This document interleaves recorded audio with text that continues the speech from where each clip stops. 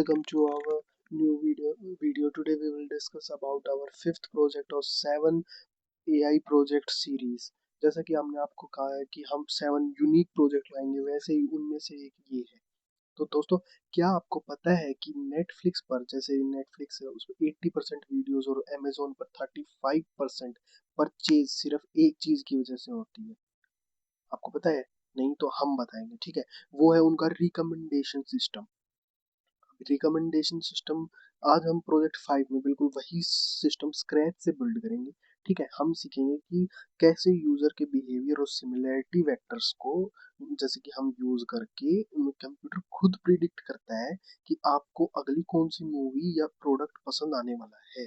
तो आपको ये बात समझ में आई? तो अभी इसी से रिलेटेड हम आगे बात करेंगे। अब प्रॉब्लम स्टेटमेंट और बिजनेस कंस्ट्रक्ट है क्या, इसमें हम पहले समझते हैं। देखिए, बिजनेस प्रॉब्लम क्या है। आज के टाइम पर कंटेंट इतना ज्यादा है कि अगर हम यूजर को उनकी पसंद की चीजें तुरंत ना दिखाए ना, तो वो प्लेटफॉर्म छोड़कर चले जा सकते हैं कंटेंट फैटिग देख। ठीक है, तो अब क्या है कि भाई, ये यहाँ तक है विच रिड्यूस, हमने यहाँ तक तो आपको क्लियर कर दिया है। अगर किसी को कुछ पसंद नहीं आ रहा है तो वो जब भी क्या, तो वो बंद कर देते हैं ऐप, या फिर सोचते हैं कि स्विच कर लें, क्योंकि ऑप्शंस बहुत ज़्यादा है। ठीक है, तो हमारा गोल है कि ऐसी फिल्टरिंग मैकेनिज्म बनाना जो यूजर को आइटम इंटरेक्शन मैट्रिक्स का यूज करके और जियोमेट्रिक एंगल्स कैलकुलेट करके परफेक्ट रिकमेंडेशन जनरेट करे। ठीक है, ये सब यूज करके। अभी आप सोच रहे होगे कि ये प्रोजेक्ट इन फ्यूचर हेल्पफुल क्यों है। ये हेल्पफुल है गाइस, क्योंकि है ना, ऐसी कोई आइडियाज कोई सोचता नहीं है। और अगर आप यूनिक आइडियाज अपने उसमें डाल रहे हो ना, जब भी आपको इन फ्यूचर जॉब्स या फिर इन इंटरव्यू में आपके सीवी में इंप्रेशन ज्यादा पड़ेगा। ठीक है, तो आपको जब ये शो हो रहा है, ठीक है, ये हमारा फ्रंट एंड है। हमने आपको पहले भी बताया कि हम सिंपल फ्रंट फ्रंट एंड डाल रहे हैं, सिर्फ आपके काम की चीजें, कि ऐसा कुछ है। लेकिन यूआई आपको इंक्रीज इनहेंस करनी पड़ेगी, एक्सेट्रा चीजें आपको ऐड करनी पड़ेंगी, वो सब आपको करना पड़ेगा, क्योंकि हम आपको एक शॉर्ट वीडियो में इतना ही बता सकते हैं। अगर आप लॉन्ग वीडियो की डिमांड करेंगे तो हम इस प्रोजेक्ट को स्क्रैच से बनाएंगे, फिर आपको दिखाएंगे। ठीक है, हमारा फ्रंट एंड एकदम क्लीन होगा। ठीक है, एल्गोरिथम सजेशन इंजन डैशबोर्ड हो गया गाइस। तो जैसे देखेगा, ठीक है, यहाँ यूजर अपनी कोई भी फेवरेट मूवी सर्च करेगा। जैसे कि हमने डाला इंस्पेक्शन, जो कि 2010 में आई थी। हमारा मॉडल पीछे एल्गोरिथम चलाकर जियोमेट्रिक सिमिलैरिटी कैलकुलेट करेगा। ठीक है, और तुरंत टॉप मैच्ड मूवीज स्क्रीन पर दिखा देगा, कि जैसे ये है, इंटरस्टेलर है, शटर आइसलैंड है।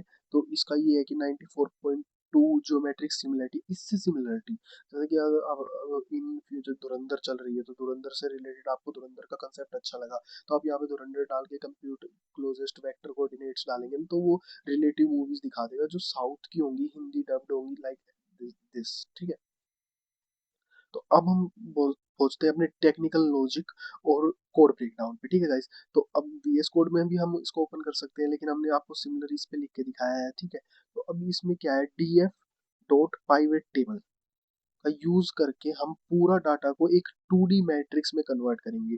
जैसे ये करेंगे जहां रोज में है ना यूजर्स होंगे और कॉलम्स में मूवी होंगी। जैसे यहाँ पे इंडेक्स तो यूजर आईडी हो गया जो सिंपल आपकी होगी, कॉलम्स में मूवी आईडी हो गया और वैल्यूज होगी रेटिंग। ठीक है गाइस, तो अब डाटा पैडिंग क्यों, हर यूजर ने सारी मूवीज नहीं देखी होती, क्योंकि आपने सारी मूवीज तो नहीं देखी होती, तो मैट्रिक्स में बहुत सारी एम्प्टी स्पेस होते हैं। हम उन गैप्स को जीरो से भर देंगे।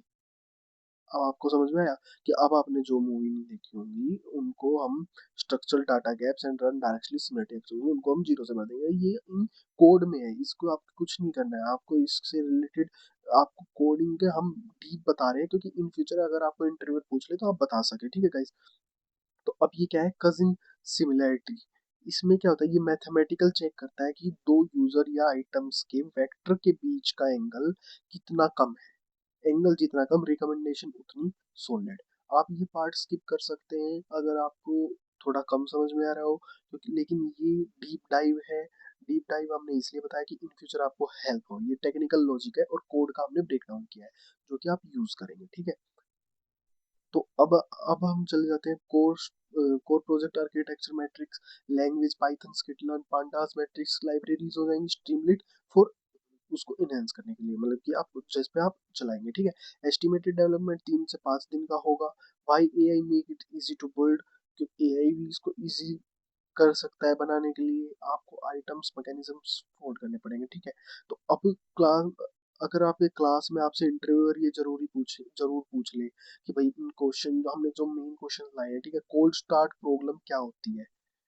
अब ये कोल्ड स्टार्ट प्रॉब्लम क्या होती है, तो आप कह सकते हैं कि जब कोई नया यूजर है ना, जब कोई नया यूजर या आइटम सिस्टम में आता है जिसको पुरानी हिस्ट्री डाटा नहीं होता, जैसे कि जो पुरानी हिस्ट्री इंटरेक्शन नहीं होता, तो मॉडल वेक्टर एंगल नहीं निकाल पाता।